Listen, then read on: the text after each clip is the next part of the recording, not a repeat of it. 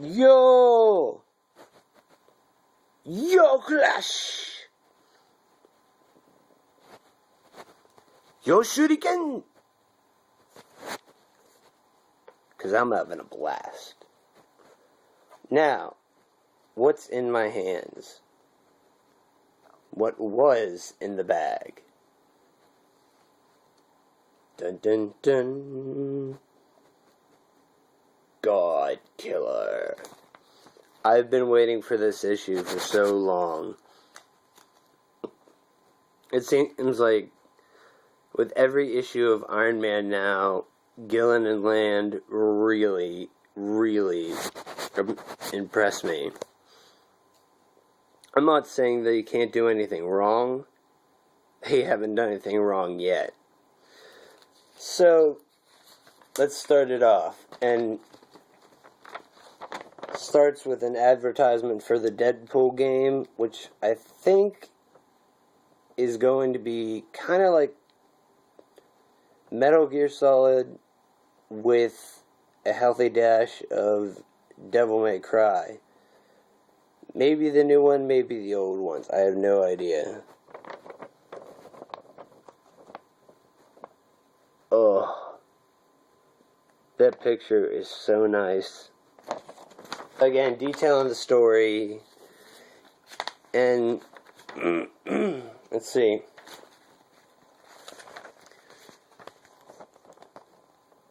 Wait. Is that an Imperial? Yeah, that looks like an Imperial Star Destroyer.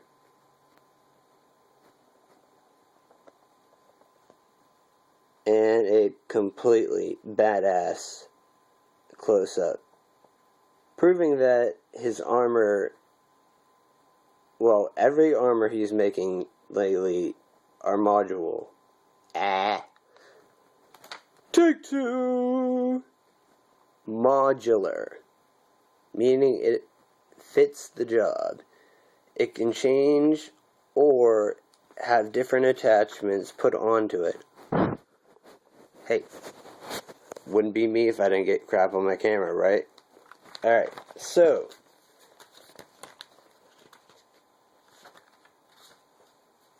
and then we have the epic Star Wars type battle.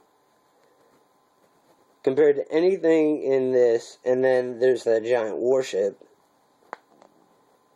Yeah. He's lucky if he survives. Well, he does, but hey. I'm all about spoilers. And the thing that worries me, why don't I realize that more often? So, now, he's the savior. Not only an international playboy, but hey, intergalactic playboy.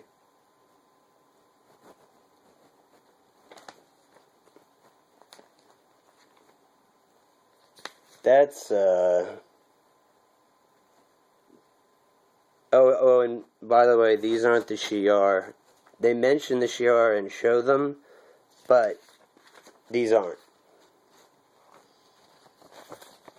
And Tony playing the role of pimp. Wait.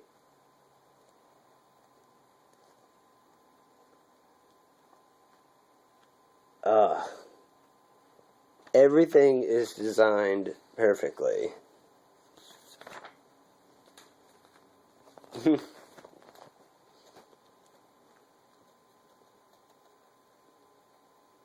The drink Gary recognizes him. I swear to God, that made me laugh, but when Tony talked, it was a little disturbing. Yeah, I mean, you see that face, it's like, wait, how the fuck do you know who I am? And this guy, by the way, God.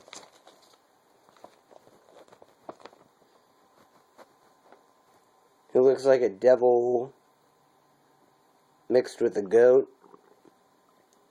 I think he's from Guardians of the Galaxy, so they're starting to do their tie-ins.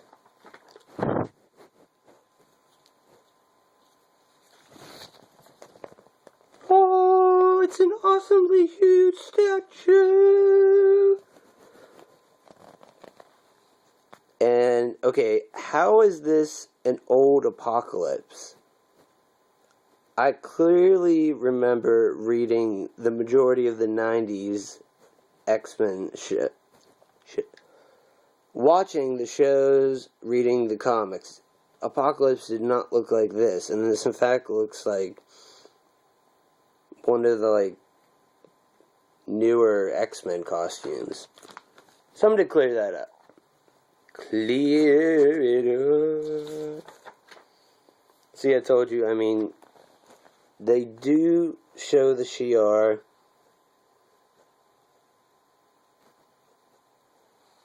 And, let's see. Everything's illuminated. I guess I should get to the money shots. Oh, yeah, excuse me. Tony gets chastised for having a beard. Like it's the devil's Arkle. If you don't know what an Arkle is,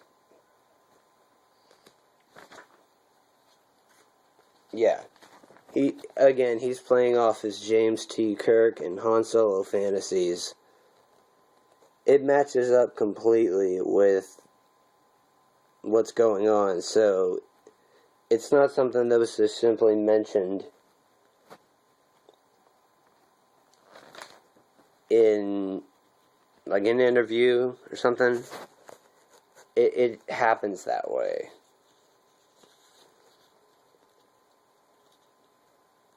Okay, what is that on your face? The strands of keratin. Oh God, how hideous. What, my beard? You just grow. You chose to do that? I would rather mate with an open sore and a Jean Lieber's passion sacks. Okay. Out before I vomit once more. Never darken my door again. Okay. And this is one of the best shots of the armor. Not really doing anything big, just walking, but, damn.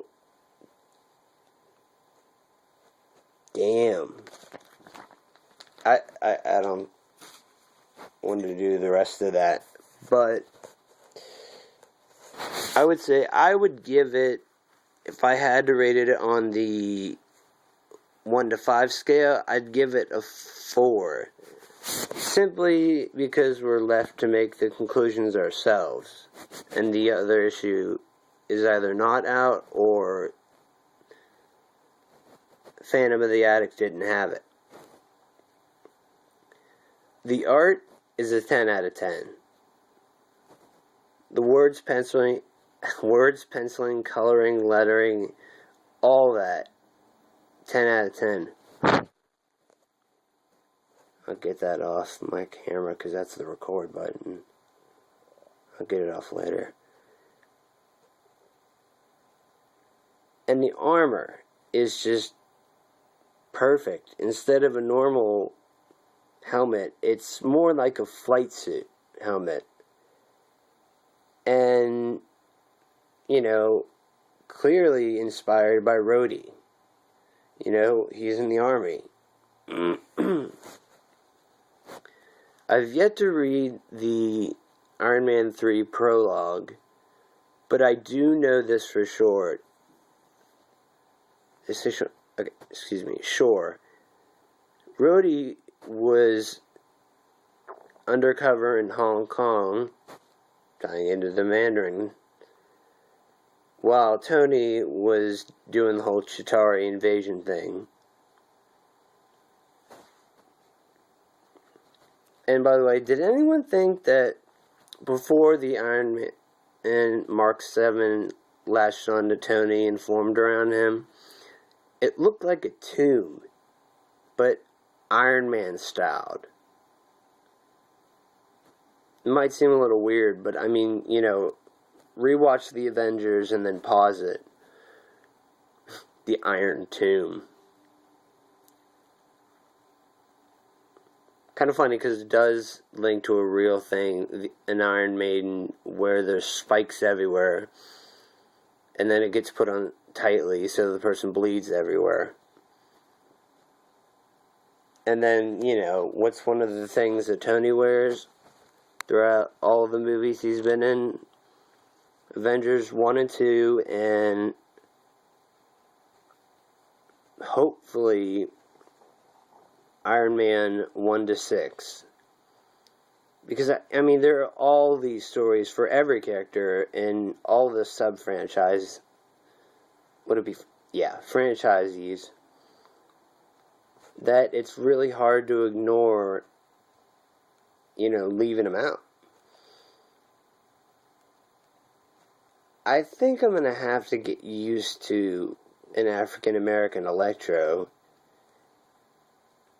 in Amazing Spider-Man 2. Please let it have some kind of subtitle. Like Blackout or Tetravoltage. I have no idea. But something alluding to the villains. And they also said Rhino was a possible villain. Well, considering Kurt Connors, did all the mutations and stuff, and in the video game, he was DLC. But the difference was, I think you played as him. And he was like, like a half mutant, half human. And the one thing that made the most sense is, they had iguanas, mutated humanoid iguanas. So they have the lizard, now they have the iguana. Why not? I really see that as like, why not?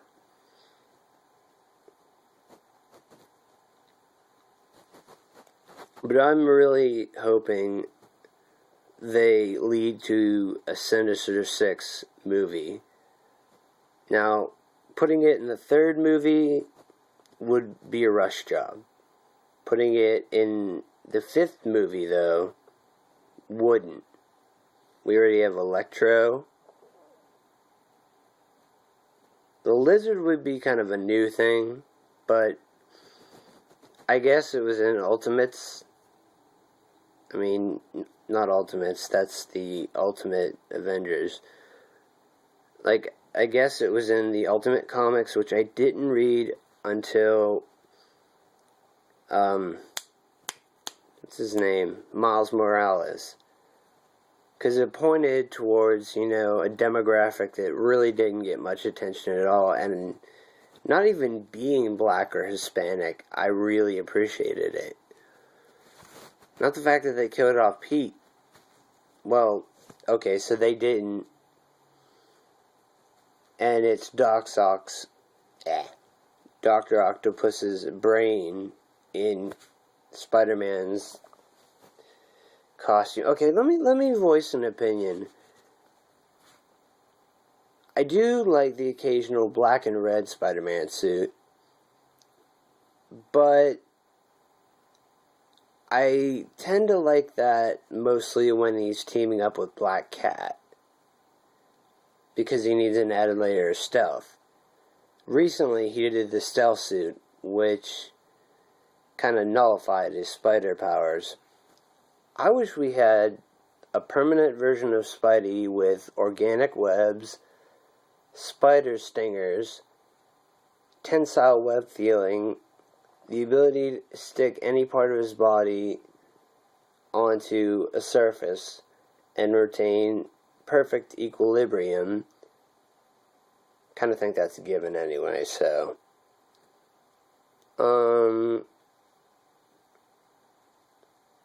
Different ways of using his webs. Maybe like he could position his hands in such a way that it could come out like a razor or, a blade. That would give his melee abilities a huge boost. And he uses his webs for melee too, so I'm not talking about like, in some of the games where you can have those giant fists. Although they did have like a funnel thing when you fought against Anti-Venom.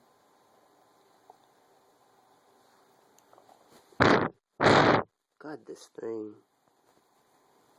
Oh, I got it off without fucking turning my video off. Thank you.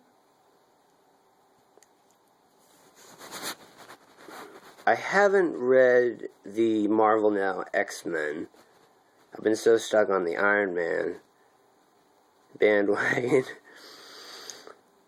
The weird thing is, if you read the last issue before it was Iron Man Now, he's basically wearing Extremis with a huge jetpack. Not huge. I'd say medium-sized jetpack. First shot, circle reactor. Second shot, and until the end of the comics, like that real small Superman thing. Now, I like both, but I'm just saying for consistency, that doesn't work. So, getting kind of queasy here. I'm gonna have to say Johnny and goodbye. Tore sugai na kamen rider da. Oboe toke.